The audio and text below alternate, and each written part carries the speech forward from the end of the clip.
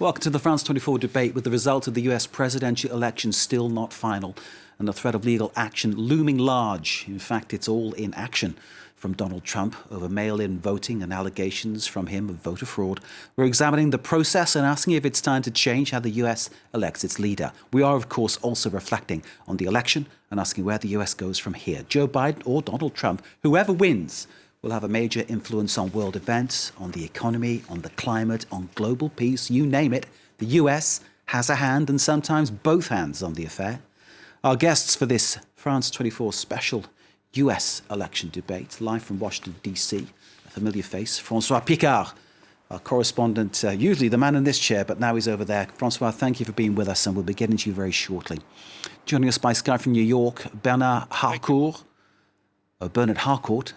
excuse me, sir, Professor of Law at Columbia University. Joining us by Skype from Tamako, Pennsylvania, Jacob Gursky, Research Associate at the Center for Media Engagement at the University of Texas. Thanks for being with us, sir. And joining us by phone from Washington, D.C., Dr. Walid Fares, National Security Analyst and former advisor, of course, to Donald Trump. Dr. Fares, thank you for being with us. Let's go back to my colleague, Francois Picard. Francois, we're hearing many things happening. You, in fact, telling me that the situation in Pittsburgh, that the count has been stopped by court order. Tell us more about that, sir. Well, we're at this point in time looking at every possible problem there could be. What with the President of the United States putting out a statement in the past hour in which he again alleged that there was fraud. The Republicans winning a minor victory in Pennsylvania with the vote count on 29,000 votes in the Pittsburgh area that have been suspended. That doesn't mean they won't be counted. We're going to see what's going on there. There's also a question about smudged postmarks in Pennsylvania, Sharpie pens that have been used in Arizona. It's all reminiscent, Mark, of 2000 when we had the 35-day battle that went all the way to the Supreme Court over whether or not to count ballots in Florida. At the time, they talked about hanging chads on some of the ballots. And in the end, it was the Supreme Court deciding 5-4 not to allow a recount. And thus, George W. Bush beat Al Gore at the time. Francois, stay with us. Thank you very much indeed. Let's go to New York, to Bernard Harcourt, Professor of Law at Columbia University. Professor Harcourt, I mean, the situation, for me, it feels like it's unprecedented. How do you read it? Well, I mean, I think as Francois Picard just suggested, we've seen these kind of battles over elections in the past. What's probably unprecedented, it's less the post-electoral vote struggle and litigation. I think we're used to that.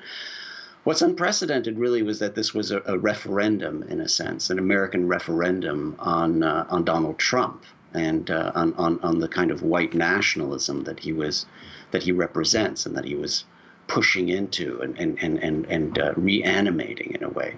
And so what's unprecedented in a way are the political and ideological stakes, I think, much more than the post-election day litigation. We'll get back to you in a moment, Professor Harcourt. Thank you very much indeed. Let's bring in Jacob Gursky from the Center for Media Engagement at the University of Texas.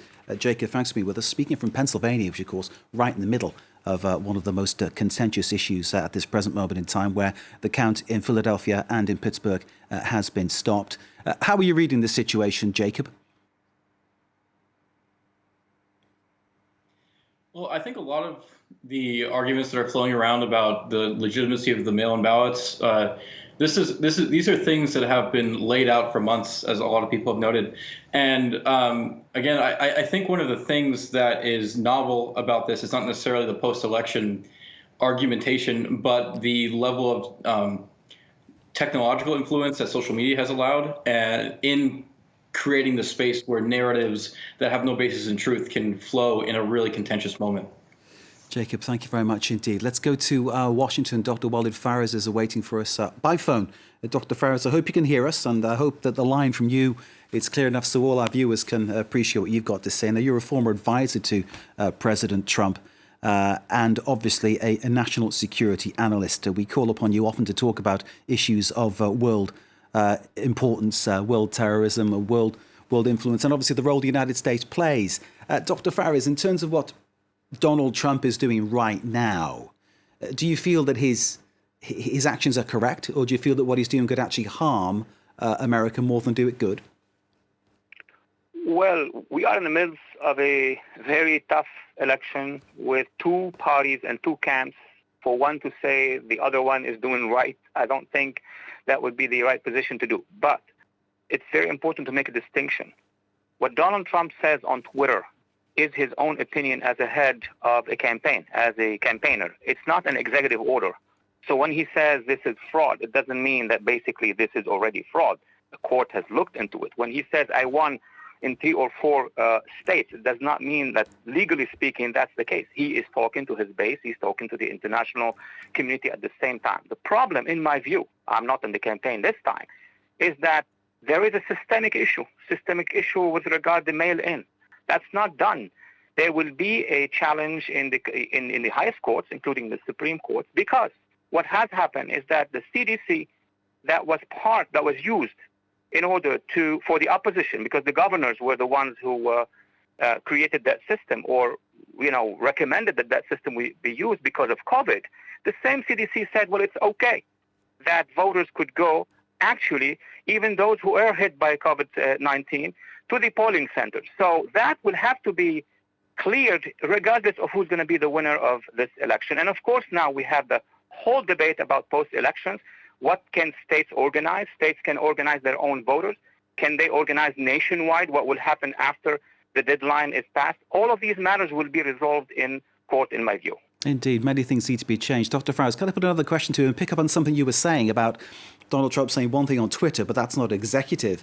It's very difficult to separate the words of the president, no matter where the president says those words, isn't it? I mean, is it disingenuous to say that he says this on Twitter, but he doesn't mean it as a president?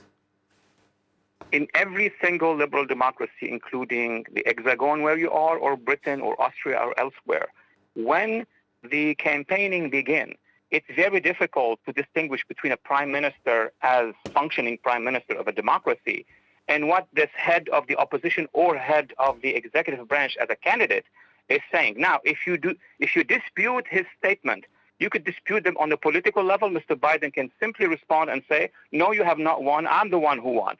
Or you could take it to court, or you could wait for the resolution that most likely, in my view, Mark, will be at the Supreme Court, the facts that I see on the ground. The fact is, though, when Donald Trump says something, his base responds, and his base very often are, well, I mean, they're being rowdy in Philadelphia, they're armed, they're looking for trouble. Mark, you're telling me that the base of Trump is armed and deploying in Philadelphia, as we have not seen what Antifa is preparing for a complete occupation of Washington, D.C. It's online, and the ones who have burned and destroyed in 3-4 downtowns in the United States are, what, Mother Teresa's?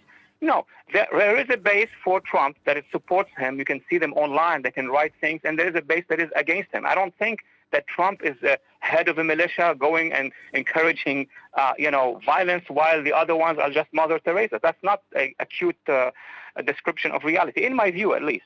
I think I was suggesting more that basically what he says provokes people to go down, say, to voting stations and put pressure on people to get in there when perhaps if their presence is not actually helping the situation. You may interpret his statements as mobilizing his own people, but if you read the social media, as I do every day, every minute of the base has way more, anti-Biden attitude and mobilizing than Trump himself. Trump issues 3-4 tweets a day. Yes, he is the head of that movement. He's the head of the country at this point in time. But the other side is as well. If you want to analyze, we're going to look at both sides. There is a extreme mobilization now in America. That's the problem, not one over the other. Dr. Walid Faris, thank you so very much indeed for joining us. We appreciate your time. Dr. Walid Faris, the former advisor to President Trump and national security analyst there in the US. Let's go back to Jacob Gursky for a response on that one. Jacob, the idea that Donald Trump on Twitter says one thing, but that's really not a presidential statement. Do you agree with that?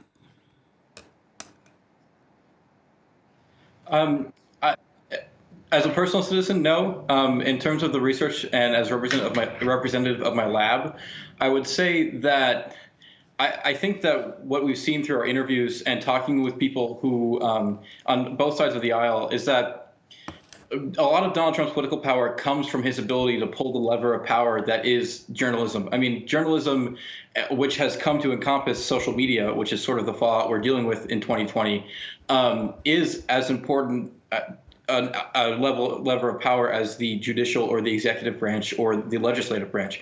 And I think that especially with this president and the expertise that he has in using new media systems to manipulate the narrative and turn that into political mobilization, I think that there's a strong argument against saying that his tweets do not have a political effect or are an aspect of his power as the president. Jacob, thank you for now. Bernard Harcourt at Columbia University, Professor of Law. Your thoughts on that? Is what Trump says on Twitter one thing and what he says as president another? Look, I think that, Donald Trump has been the world's greatest norms destroyer in terms of kind of political norms in this country. And that's his political strength. And what he's done is to break down any kind of distinction between his individual, the Trump organization, his Mar-a-Lago, and his own personal, wealth and being, and the executive function. So that, if you look at every dimension of his campaigns and his actions as a leader, as a president, he tries to merge his own private existence with his power at the White House now, and so that's exactly what we've seen. I mean, in other words, holding the countdown and the evening at the White House, for instance, this unprecedented way in which he tries to use the power of the presidency for his own. Not only for his own profit and his gain, which is associated with his hotels and Mar-a-Lago, et cetera, and traveling to wherever he goes abroad, et cetera, to his own establishments, but also in a way kind of using that force to change the way people think politically. And that's why people, in a way, believe him. That's why his base believes him, because they think he's being honest in a way. Bernard Harcourt, I need to cut you off there because time is against us in this first part of the debate, so we'll get back to you in part two. I'm sorry to cut you off, sir, but it is that time. Stay with us. Coming up very shortly, another look at the news and, of course, part two of our debate.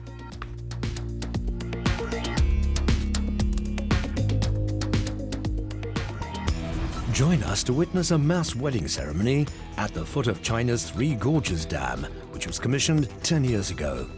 This colossal, powerful, and very costly dam is a symbol of China's strength. But a much darker picture lurks behind this display of power. Building the structure displaced over 1 million of the valley's inhabitants. They left their land and homes without fair compensation. Our reporters take you there to meet these expropriated landowners, to hear their stories as the record-breaking dam towers over them. The Three Gorges Dam revisited all this week on France 24.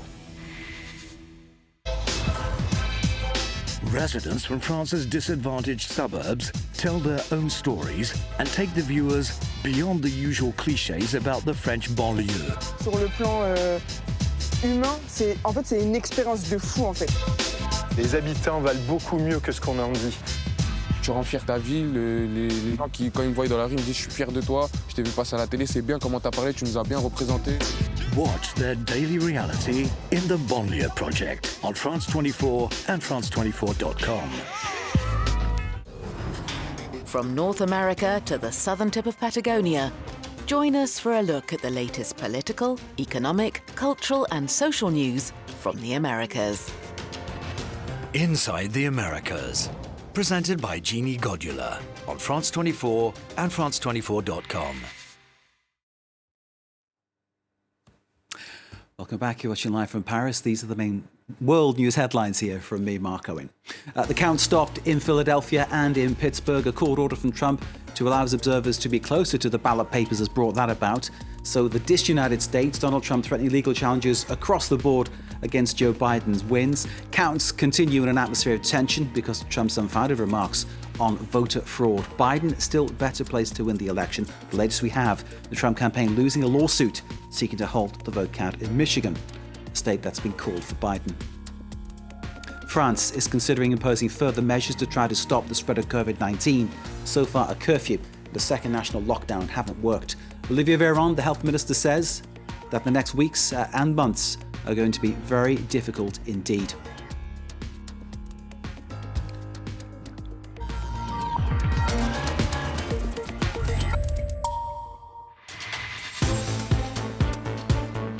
Welcome back to the France 24 debate. I'm Mark Owen here in Paris. We've got our guests from afar joining us.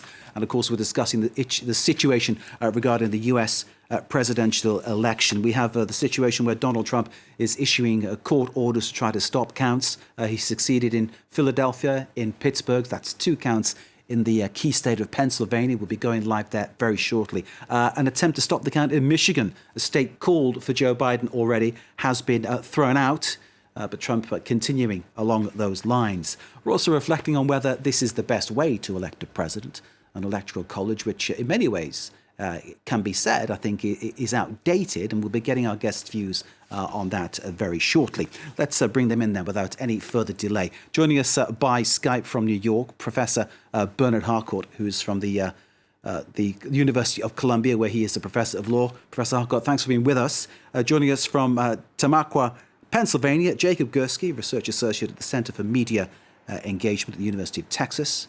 And joining us from Philadelphia, a familiar face to France 24 viewers, Florence Villeminot, who's been reporting in great detail on the build-up to this election and now carrying through that analysis, which we greatly appreciate. Florence, I will make no apologies for starting with you. You're in the place where it's all happening right now. Tell us what the situation is where you are. Is the count happening or not? Well, Mark, the count has resumed here at the Philadelphia Convention Center. This after a brief pause to address litigation over what you were just talking about, those observers and how close they are allowed to get to the table where those ballots are being counted. So the count was stopped for a short amount of time while that was being discussed. It started again because earlier today, Trump did get a victory because of a judge ordering for Trump, observers, so pro-Trump observers, pro-Biden observers, to be able to get closer to that table. They're 6 feet, which is about 1.8 meters. But of course, this is an unusual election due to coronavirus, and that has invited itself as well into the counting process because, of course, they have to respect social distancing while observing the vote count. So that's what it's coming down to here in Pennsylvania, here in Philadelphia. So what they're doing behind me is counting the votes for Pennsylvania, these mail-in and absentee ballots that are continuing to come in. They have a deadline, which is Friday, so tomorrow, to be able to count those votes. And it's all coming down to the wire. The race is getting very, very close. I'm going to give you just a couple of figures because it's important to understand what we're talking about here. Donald Trump is currently in the lead. He has about a 115,000 ballot lead. So 115,000 ballot lead for Donald Trump. About 400,000 ballots remain to be counted, including 100,000 ballots for Philadelphia. So the margins are very close here. Philadelphia, keep in mind, is a very Democrat-leaning city. So these final votes being counted here behind me at the Pennsylvania Convention Center, those really could make a difference in the final result. It's all coming down to the wire here. Everyone is holding their breath as those votes are being counted, and the president, Donald Trump, he's trying to buy time before that deadline, which once again is tomorrow, Friday, November 6th. Indeed. I'll just tell you something that's coming through here on the wires service for us, Flo. The judge in Michigan throwing out the lawsuit brought by Donald Trump there. You've obviously told us about the situation in Philadelphia. Francois was saying earlier about what's happening in Pittsburgh, about the count being stopped there.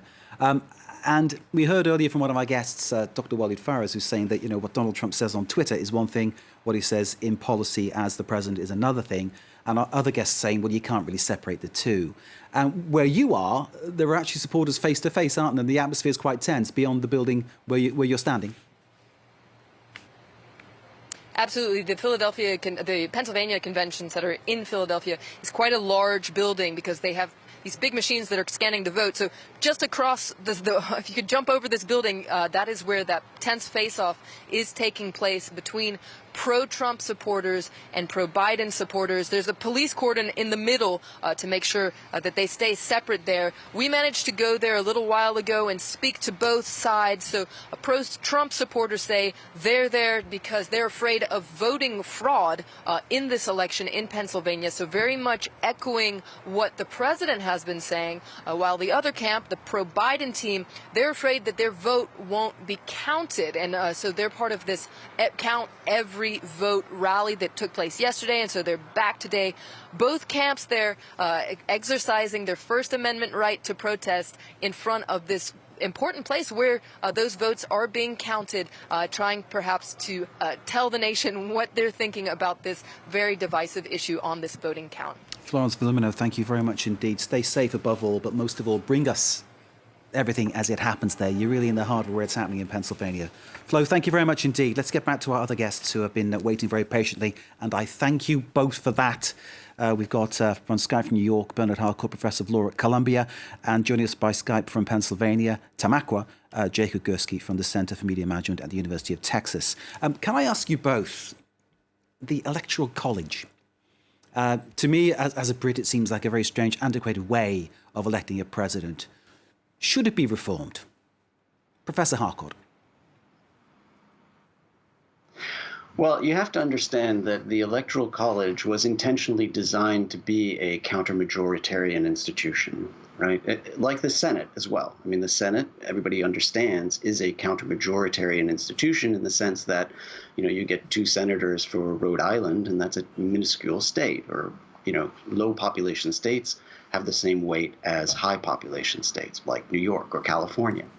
And of course, that's baked into the Electoral College because each senator seat has one electoral vote in the college. And so it's important to understand that it was intentionally designed to be a counter-majoritarian institution that was part of the slavery compromise in this country. I mean, it's a legacy of the struggles over slavery and the history of slavery in this country.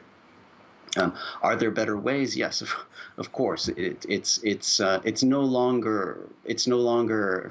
Well, first of all, the compromise itself and all of the legacy of slavery needs to be abolished in the way in which Reconstruction really never happened in this country.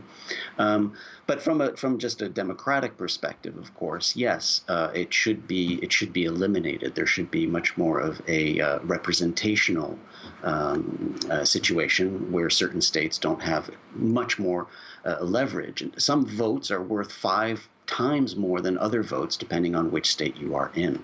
There are some non-constitutional amendments. No, carry on, please. Carry on. Sorry. You go ahead, Professor Harcourt. Go ahead. So, I mean, it's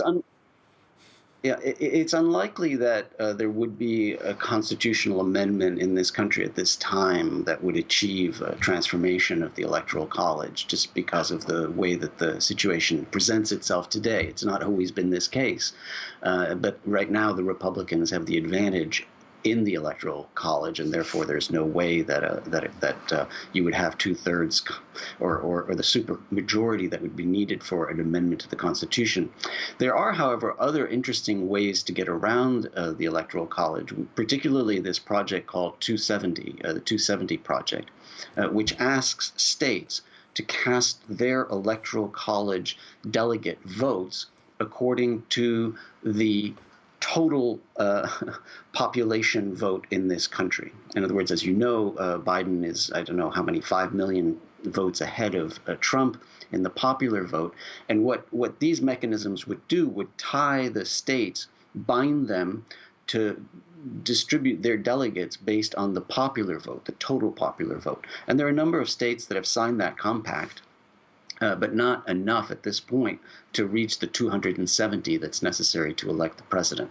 But I think that as states do see the kind of injustices that are in imbalances and injustices at a democratic level associated with the Electoral College, eventually it's possible that there will be enough states who sign on to this compact that there would be effectively a roundabout around the Electoral College. Professor Harcourt, thank you very much indeed. Let's bring in Jacob Gursky on the same issue about reform. I mean, basically, Jacob, you and I have spoken at length about the role of social media in this election and those modern aspects.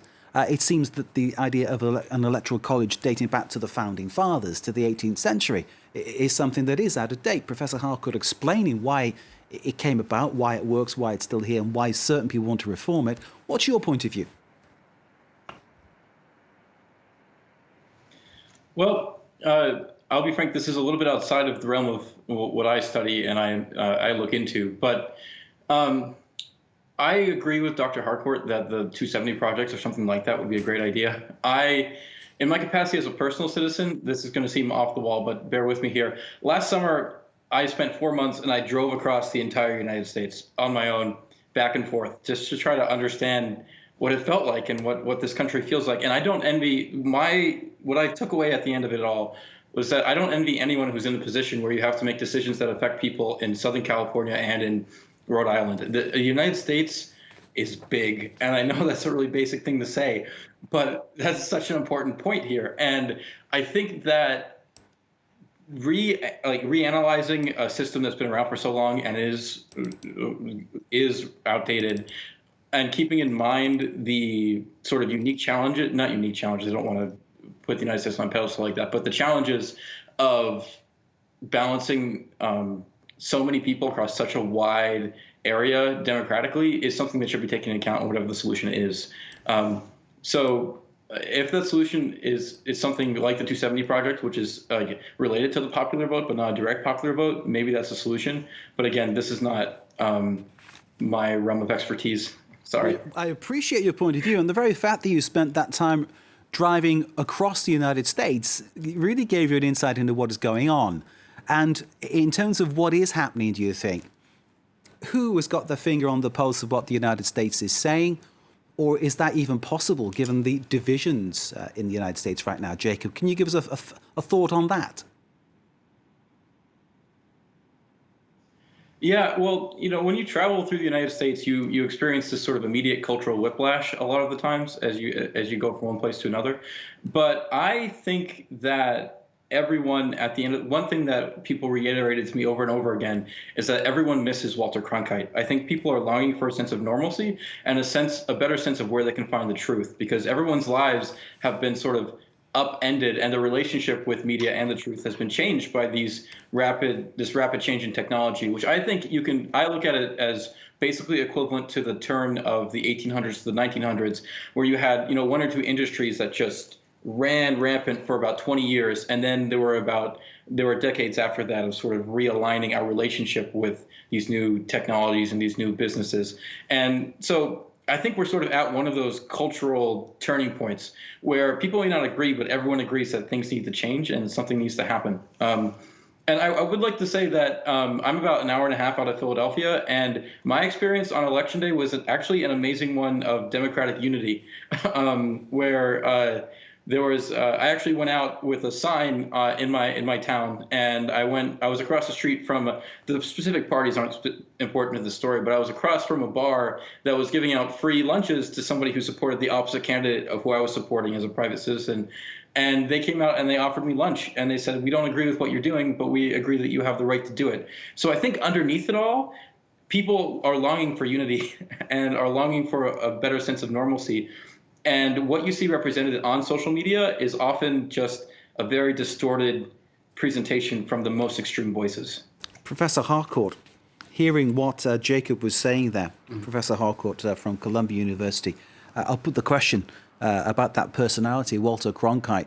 Do you miss Walter Cronkite? Do you miss that kind of unifying force that might have come through someone in my position as a TV presenter, a newsman? Right. Yeah. Well, it was a security blanket, wasn't it? And there's no doubt that this idea of a more unified, consensual country is something that we all yearn for. But I think this goes back to what I was saying earlier, which is that really, Donald Trump has managed to turn this election, really, as a result of his 4 years in office, into a referendum about visceral politics of what I would call white nationalism. And I think we saw in this election the extraordinary turnout on both sides is a reflection of that. We might all yearn for a time of unity, a time of consensus, a time of Walter Cronkite, a time where we have this image of people sitting in front of the television and receiving the news and understanding and believing it and believing the same thing. But Donald Trump has changed all that. Now, and that is a feature that is unique to his political almost genius, really, to tap into those sentiments that drive the country apart. It's not pretty, but that's where we are. And in part, it goes back to the basic forces of politics. And I mean, this is a very interesting debate, but because of this, I mean, it goes back to the basic forces of politics, which are either, fear mongering and threat, which is a visceral, powerful force, and which Trump has played on immensely. Certain forms of utopia, belief, idealism, which he has managed to also kind of combine with that fear, with this idea of making America great again or keeping America great, right? This very kind of ambitious idealism, right? And those are strong forces. He's managed to bring them together in this kind of partly hate-filled but partly kind of utopian vision that has driven a wedge in this country. In part, it's reawakened one of the strongest forces in American politics, which is white nationalism, which was somewhat dormant. For the moment, sir, thank you very much indeed. We've got a guest joining us by phone from Philadelphia, Joe Watkins. Joe Watkins is a former White House aide to President George H.W. Bush. Mr. Watkins, thank you very much for being with us here in France 24. We appreciate your time, and I'm wondering, given who used to be an aide to, how you feel about the way that Donald Trump is behaving right now and how he has behaved. Do you think that George H.W. Bush would ever be taking court orders to stop counts in an election? No, President George H.W. Bush would not be doing that. He fought a hard election with Bill Clinton in 1992, and he lost. But after he lost, he was, of course, very, very quick to concede and then to congratulate his opponent. And then even going a step further, he invited him to the White House, he and his wife to the White House to come and to get acclimated to the environment there, and then to talk with him personally about the job. And then on the day that he left the White House, President Bush left a personal handwritten note for President Clinton in the drawer of the desk in the White House, in the Oval Office. Just a personal note wishing him well, saying that he was rooting for him and the whole country was rooting for him as well. So that was the spirit of George H.W. Bush as he left office. I'm not trying to turn this into a let's bash Donald Trump issue, but you can't imagine Donald Trump doing that. No, a very different kind of president. I mean, he's managed to build a base of support from not just Republicans necessarily, because there are many Republicans who are not supportive of his style, although they may like his policies. But he's also managed to win the support of non-college educated whites in the United States, blue collar workers, and he's enjoyed their strong support for the last 4 years. And many of them were enthusiastic supporters of his in this last cycle, just the other day, on Election Day. So he's had that strong support, but he's a very, very different personality from the president for whom I worked and served.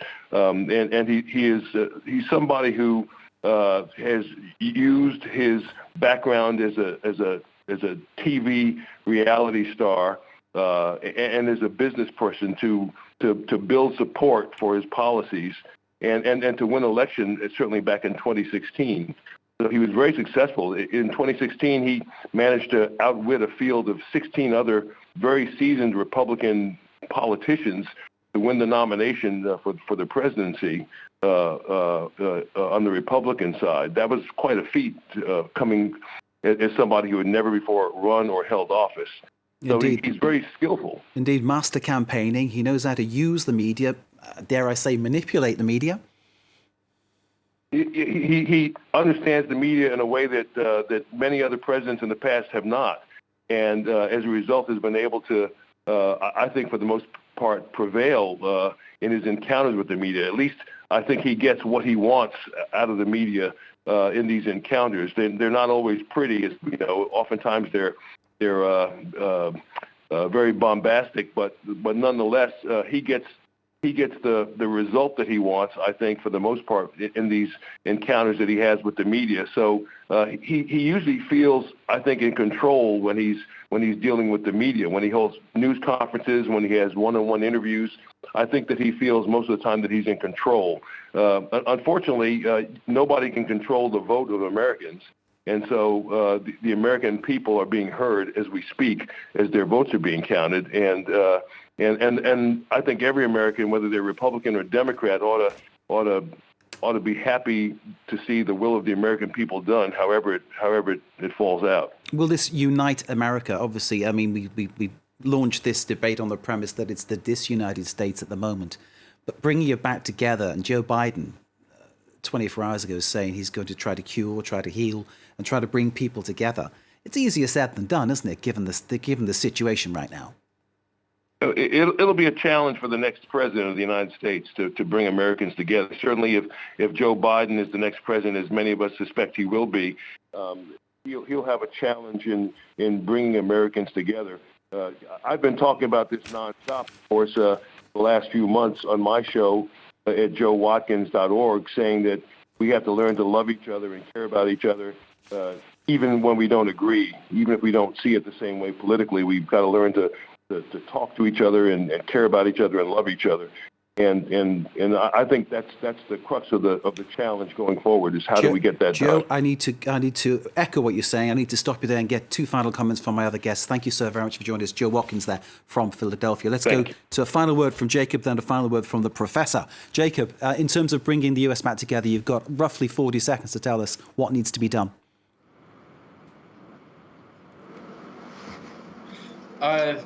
I think we should listen to more hippie protest music. But really, I think that it's not a bad idea. Underlying everything, there are a lot of people with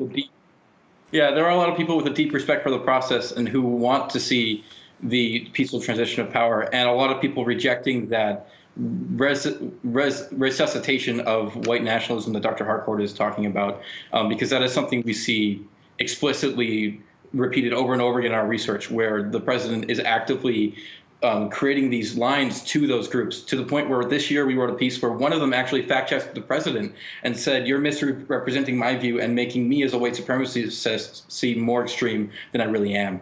So I would echo what Dr. Harcourt said, that we need to be very aware of this resuscitation of some very bad trends from the past. Jacob Gursky, thank you very much indeed for joining us. Let's go to Professor Harcourt in New York for the final word of this program. Over to you, sir. Well, I'd say that, I think that Joe Biden's speech, the speech he gave 36 hours ago, was very reconciliatory, and it had this conventional political dimension to it, right? I campaign as a Democrat, but I will run the country as an American, right? The uniting tone, et cetera, which we're not used to anymore. We've lost that. We've lost the sound of that, in part because of Donald Trump. I think it will be possible to return to that if indeed Joseph Biden is elected president, and the normalcy. I think we would get back to that. The kind of the uncertainty is what Trump himself would do if he were not elected president. In other words, he breaks all norms. He breaks all conventions. How will he act as a former president? And would he continue to kind of put fuel on the fire of white nationalism in this country? That's the big question. Bernard Harcourt, thank you very much indeed. Thanks to all our guests in this France 24 debate. Do stay with us here on France 24. More to come.